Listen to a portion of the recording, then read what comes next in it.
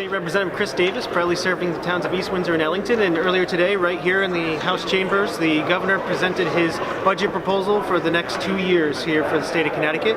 As with any budget proposal, there's some good and some bad. Unfortunately, I think significantly more bad than good.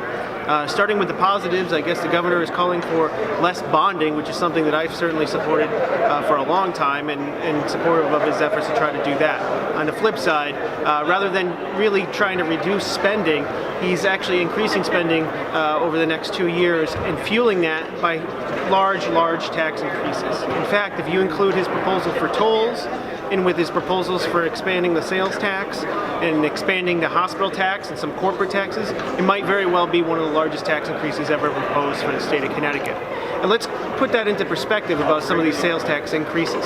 From the moment you wake up to the moment you go to bed, under Governor Lamont's proposals, you'll likely be paying sales taxes on almost everything you do. From the time you wake up and grab the paper in your driveway, that will now be taxed under Governor Lamont.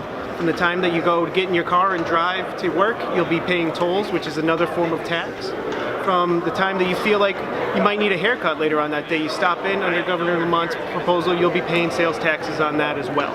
You go home and you go to pick up your child at the local basketball or soccer recreation center, those are now going to be sales tax as well.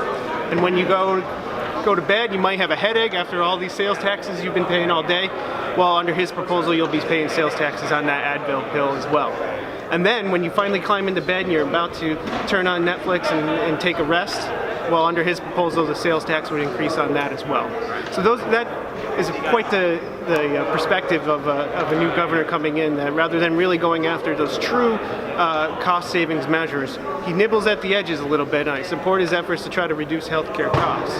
However, not enough is done, and instead, he wants to raise your taxes.